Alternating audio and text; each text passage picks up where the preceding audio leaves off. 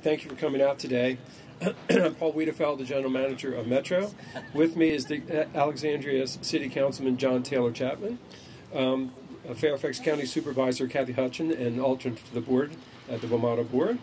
Reagan National Airport Manager Paul Malandrino, Virginia DRPT Director Jennifer Mitchell, Metro Board Member Paul Smedberg, and Metro Board Member Christian Dorsey. Let me just first talk about, obviously, the service impacts of the closing that we'll be having.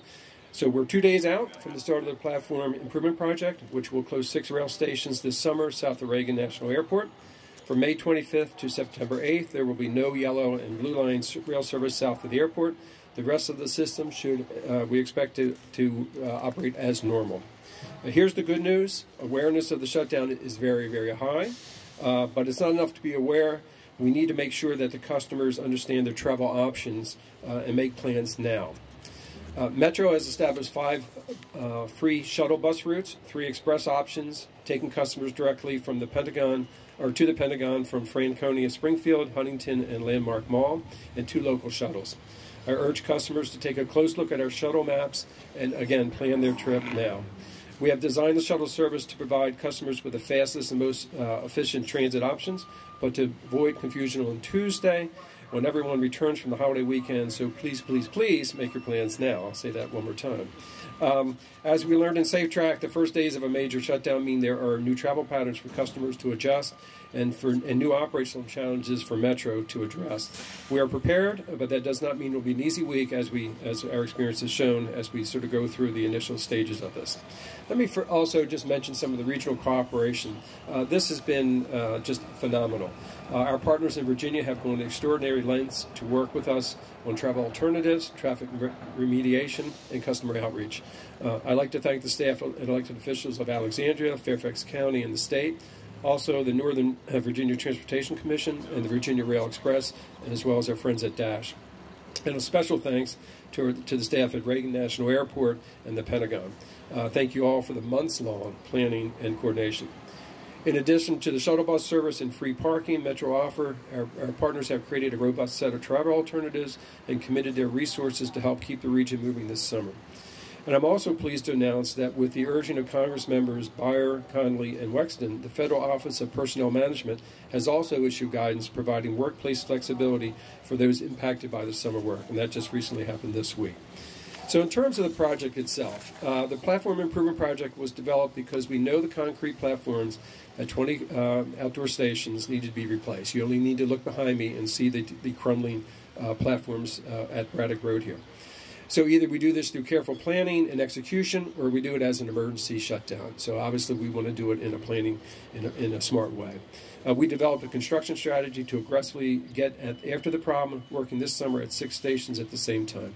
And here at Braddock Road, we expanded the initial project scope so that we could eliminate the dangerous platform hump we once and for all that we've all known for several decades. Let me close by saying we are focused on keeping the shutdown limited to the shortest time possible. That means customers will see construction activities at the stations even after the rail service resumes. And we will continue to update this summer as work progresses. So with that, thank you again for coming out. And with that, I'll have Mr. Councilmember Chapman make some comments. Thank you, Paul. On behalf of Mayor Wilson and my colleagues on the Alexandria City Council, I'd like to welcome you all to Alexandria. Our city staff and partner agencies have been closely working for the past year with Metro to prepare for the critical safety construction work that will begin in earnest this weekend. Alexandria is helping to facilitate equitable, accessible, and reliable public and private transportation options during the Metro rail closure. This means regular service, extra service, and free shuttles by Metro Bus, Metro Way, and Dash.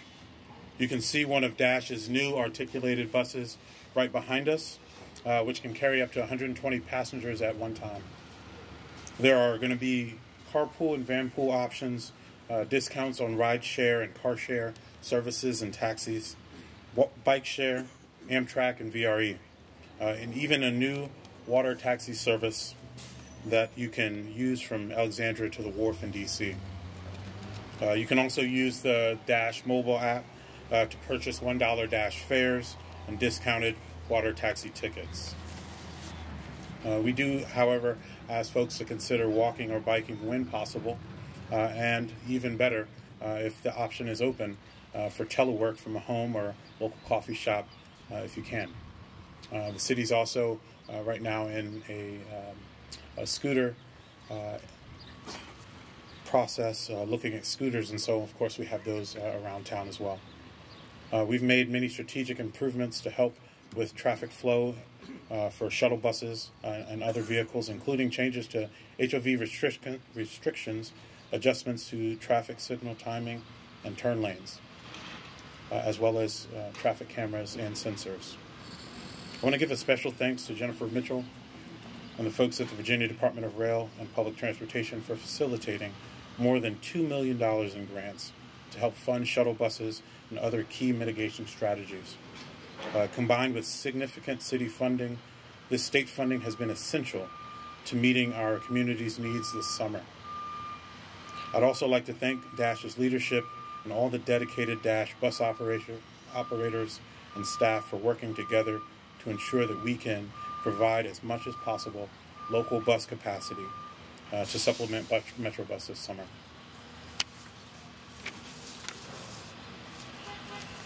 So the best way to make sure you can get to where you're going is to plan now, as was already said. Expect that each trip will take about 30 minutes extra, and a few options please have a few options in case your first choice is delayed. You can also visit alexandriava.gov /go-alex for a comprehensive list of transportation options. This will be a long summer, but we have plans in place that will help each other through it. The City of Alexandria is committed to working with Metro and all of our other partners to help everyone get around safely and smoothly. Now it's my pleasure to introduce my colleague from the Fairfax County Board of Supervisors, Supervisor Cathy Hudgins. Thank you very much, John. Good morning, everyone. On behalf of Fairfax County, I would like to thank our commuters, employers, and visitors for their flexibility as we head into the pivotal time of WMATA continuing to rebuild one of the key pieces of our original transportation system. Many of you have been planning to adjust your commutes and work schedules to ensure that the region's transportation system continues to function in this important construction projects and undertaking one of Metro Rail's systems. Today, we want to reach out to those who have yet to plan and currently take the Metro blue and yellow lines and from Fairfax County, and urge them to prepare now and utilize the mosaic of travel options available, from local bus service to biking, carpooling, van pooling, and slugging. Make sure to visit www.fairfaxcounty.gov /transportation for all your travel options, trip planning resources available, and incentives. Today, we also ask Fairfax County employers to allow telework and to use the flexibility work schedules and to increase the use of these alternatives as we move forward. Fairfax County appreciates employers' cooperation in providing commuting solutions, as it is a critical part to the regional mobility, while WMATA makes these necessary improvements over the next several months. For that time, Fairfax County will support rail riders who are directly impacted by providing enhanced express bus services from Springfield area to the Pentagon. Beginning Tuesday, May 28th, Fairfax Connector Express service on Route 393 and 394 from the Saratoga Park and Ride is available at the facility and will operate every 10 minutes during the morning afternoon rush hours. This enhanced service will complement Metro Bus shuttle service to and from the Franconia Springfield Metro Station. There are also more than 40 park and ride facilities available throughout Fairfax County where people can park and meet their carpools, van pools, slug lines, or a bus. All county-owned park and ride facilities offer free parking, and many have convenient access to HOV and hot lanes. Lastly, I would like to echo what has been said before. Do not get in your car and drive alone, if in any way possible, as this would only make things worse by creating gridlock on our roads and result in travel delays for all. We appreciate the patience of the Fairfax County residents, employers, and visitors. And the importance of making this work is being done to bring the Metro rail system back to the state of good repair. Thank you to us all, and now we'll have the airport's authorities speak. Well, thank you, Cathy, and good morning, ladies and gentlemen.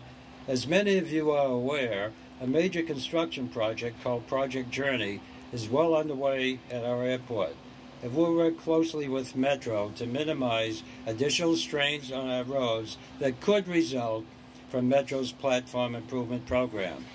The airport expects to see a noticeable increase in passengers over the summer, so it's important for travelers to familiarize yourself with the free shuttle bus options that will replace the train service from the closed stations. We'll have signage at key locations at the airport, and we'll also have flyers available at our information booths. And visitors to flyreagan.com will find links to Metro regarding the free shuttle bus routes. The summer platform work will not affect customers traveling north of the airport.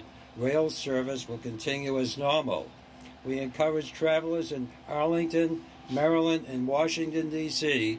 to take the train when trying to catch their flight at the airport. I'd like to offer a few tips for using Reagan National this summer, especially for those people affected by the closed stations. Take advantage of the free Blue Line shuttle operated by Dash. The Dash shuttles will drop off and pick up right next to the airport metro station for easy connection to all terminals. But if you do drive, avoid getting stuck in curbside traffic by using our terminal garages for drop-off and pickup. Free parking for up to 60 minutes in the garages. And do not use the airport as a cut-through, as we anticipate very congested roads this summer.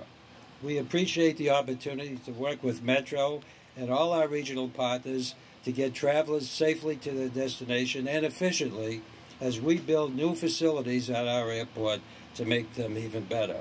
In closing, we encourage passengers to continue to take public transport to get to and from the airport. Normal train service, as you've heard, will be available heading to the north, and shuttle bus service will be available heading to the south. I'd like to now introduce Jennifer Mitchell, Director, Virginia Department of Rail and Public Transportation. Jennifer. Thank you. In late 2017, leaders across the Commonwealth, Maryland, and D.C. asked General Manager Paul Wiedefeld what this region needs to do to return WMATA to a safe, reliable, and essential transit service its customers and our community deserves. WMATA committed to get back on track by developing a $1.5 billion 10-year capital improvement plan that would leverage dedicated funding and ensure decades of deferred maintenance were a thing of the past. The following year, for the first time ever, Virginia, Maryland, and D.C. stepped up and provided WMATA dedicated funding to make their plan a reality. Less than a year later, the $154 million in additional annual funding that Virginia has committed to the WMATA Capital Improvement Program will be put to use beginning this weekend with the reconstruction of 6 platforms that are in desperate need of repair. We knew when we made this commitment that no capital rehabilitation program, especially one of the size and scope that lays ahead of WMATA, is ever easy. That's why we're very confident that WMATA's plan for 24/7 track access through the project substantially reduces project duration, is safer, and will cost less. Nonetheless, 17,000 commuters use these 6 stations during rush hour daily. Supplemental mitigation services are absolutely necessary for the region to continue to function, especially during the summer travel season. Earlier this year, state and local leaders in Virginia stepped up again to provide an additional $4.4 million to support essential public transportation mitigation strategies throughout the shutdown.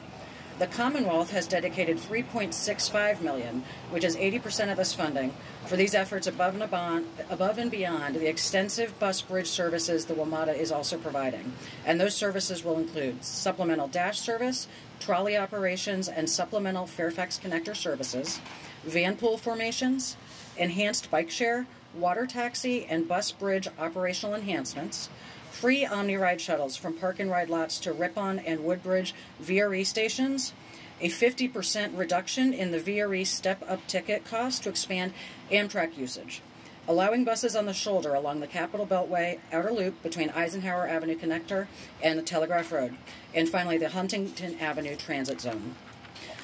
Today, we ask all commuters to remain patient through the summer construction, plan ahead, and allow extra travel time. This effort will not only be an important learning opportunity, especially as we prepare for additional major rehabilitation projects in the near future, but will also provide substantial transit benefits for years to come. We are dedicated to the success of moving more people throughout Northern Virginia. Together, we will make good on our commitment to move Metro and the region forward. And now I'd like to introduce Paul Smedberg, who is the Commonwealth's appointee to the WMATA board. Good morning, everyone. Over the past year, the Northern Virginia Transportation Commission and WMATA have been working with local jurisdictions to prepare for the summer shutdown. This work will be hard on our riders, and we are keenly aware of that. But it is crucial to ensure the system's reliability, and more importantly, to ensure customer safety. No matter where you live, I and the board encourage everyone in Northern Virginia to take a few minutes and research your options before the shutdown starts. The extensive work of free shuttles, enhanced local bus services, VRE, and other travel alternatives highlighted today will play a critical role in helping residents travel around the region this summer.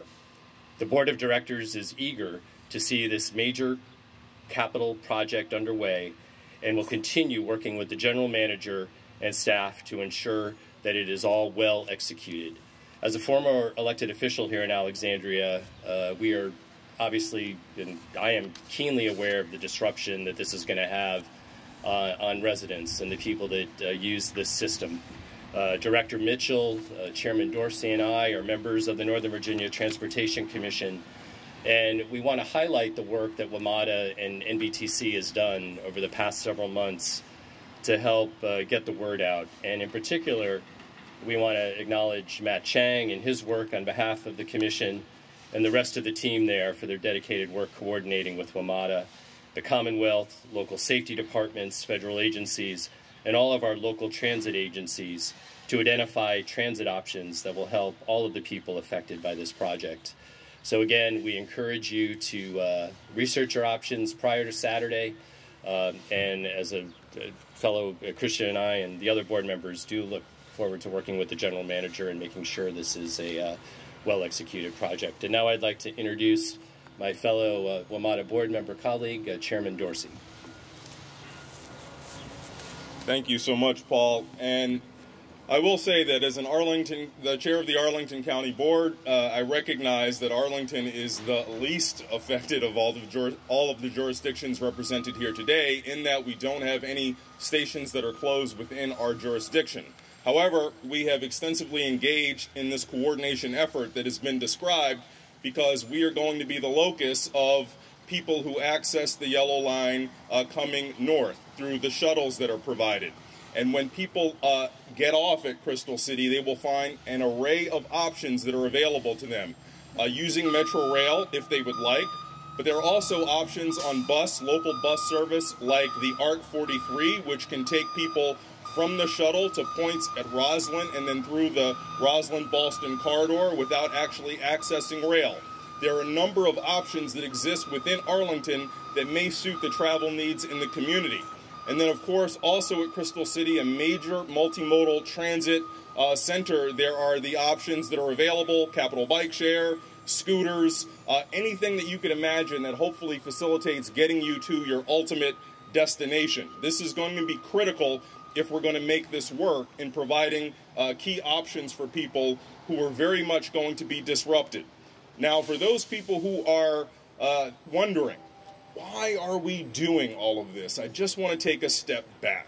Part of the reason that we're doing this comprehensive coordination effort, the reason that we're figuring out how to meet the needs of each and every of the 17,000 riders who may be affected, is because we want to connect you to public transit during this period of disruption.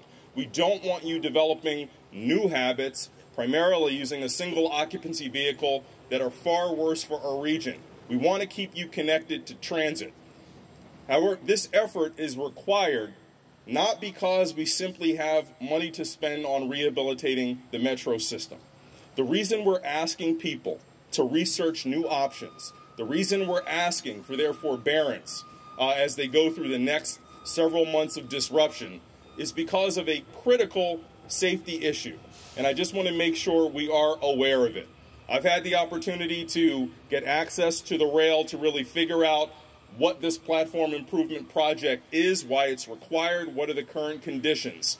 And I exaggerate not by saying that the platforms that many of us crowd on every day as we access Metro Rail, the terra firma underneath is not firma at all. With a finger, one can pick away the crumbling concrete, recognizing that this is not an aesthetic issue. This is not just an issue that needs maintenance at some point in the future. It is a risk each and every day that we have people crowding on those platforms. And while it can very much be said that the best time to have done this work would have been at some point in the past, the second best time to do it is absolutely right now. And the plan that has been put in place has been very much rider-centric to make sure that we, A, do it during a time where we have the least number of riders in our system, even though the summer season is in fact quite busy.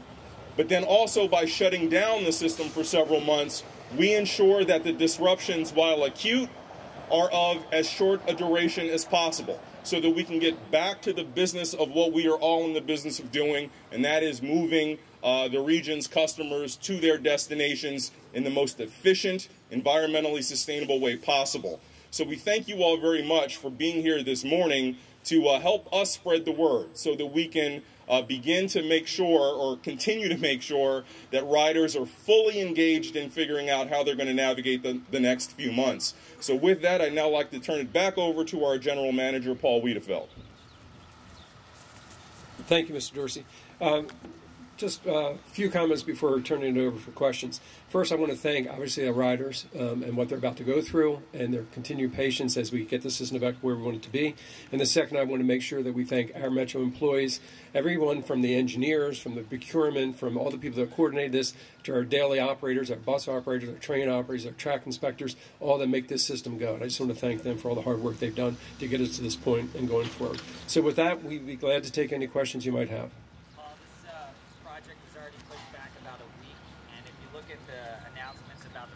It just kind of leaves it open-ended at the end that says September. Can you say for sure that this is going to finish up? Yeah, actually the project was not pushed back a week. It was extended a week because of the hump project here at Braddock. So that's a different than the platform issue. Yes, we build in contingencies for things along the way, but the reality is when you physically get out there, you do discover things. We will work through those. My biggest concern would be severe weather. You know, we've seen some severe weather across the country, so if we would have some severe weather, that could possibly impact schedule, but that's not, you know, we have some time built in for that. But I think we've put together a very strong plan. We have an exceptional contractor who's been very aggressive, so I don't anticipate anything of that sort. But I do want to remind everyone that come September 8th, we will still be doing work out there, but the service will resume. So you will still see work out there throughout the platforms.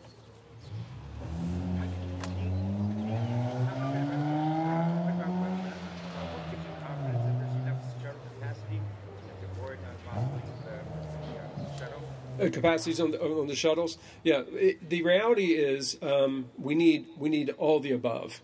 It's not just the shuttles. it's everything. It's people changing some of their commuting patterns, starting later in the day, working from home, for instance, and that's why OPM's initiative is very important. I think ride sharing is very important. So just to replace it just with shuttle buses, I don't think it's doable. Just given the volume of the volume of the people that we have, and the availability of buses, and the availability of the capacity of the system. So it's got to be all the above. We need again, it cannot just be on transit to solve this. So how confident are you that Tuesday folks waiting for the shuttle will be able to get No, I'm confident that we will. I'm sure that come Tuesday morning we will have some hiccups as we go through the growing stages of this in the first week. That's been our experience with SafeTrack. It takes about a week for us to adjust, and for people to adjust. But soon after that, it gets to a rhythm that people can work through. Yes, sir. I met with some of the slugline people, and they did not fit the Metro was on board with them to help them proactively push these. Are you guys willing to stand by them to allow them to make them? Sam, I'll look into that. I just don't know the details on what we've done with that part of it. Yes. What does it mean for your rail capacity, right? If we don't need trains to use these stations down here, does that mean that there's extra capacity along the other parts of the system? Does it also give you an opportunity to maybe not use some of the older rail cars and use a lot more of the new rail? We'll look at that. I mean, the reality is we still have 85 stations open, right? So we have 91 stations, so 6 are impacted. But with 85 still running or still open, obviously we will use most of our rail car capacity as well. Okay. I'm sorry. Yes, sir. 2 quick questions. One was the timeline. When was the decision first made that this was going to be the solution? My second question is that on May 12th, the Washington Post reported that the numbers of satisfaction went up to 68% from a low of somewhere in the 40s. This is going to take a hit, I imagine. How are we going to recover from dissatisfied customers at the end of the summer? Okay. On the first question, we actually announced this program as well as a 2-year or 3-year look ahead of the platform work that we were going to do. And so we announced it almost a year ago that we were doing this. May of 18. And then in terms of, I think what those numbers reflected, those numbers that from the Washington Post poll recently, is that our riders in our discussions and in focus groups, our riders understand what we have on our hands. And they understand it's going to take a while to get through it. And they appreciate that we're attacking these issues and solving them. So I think that was partially reflected in those numbers where they have a more favorable view, even though they may be impacted individually at certain times as we fix the system. I think they have the longer view as we do. Obviously, you guys have done a lot to prepare for this, but 3 days out, what's still making you lose sleep? What's the one thing you're most worried about that could go wrong? Well, the 3Ks were making me lose sleep last night, but with any of these things, the number one priority for us is safety. And as you can imagine, this is a very complex project. We will have multiple construction companies out there, construction people out there. So I'm concerned about that. I'm concerned about the operations portions of this, clearly. So safety is probably always the biggest thing that I think about when I think about these issues. In terms of the preparation, the hard work that everyone's done, all of our regional partners, I think that we've done as best as we can and even beyond that. So I'm not concerned about that. I'm sure we will tweak things, but the biggest thing that I always worry about is just the safety of our employees and safety of contractors and safety of our customers.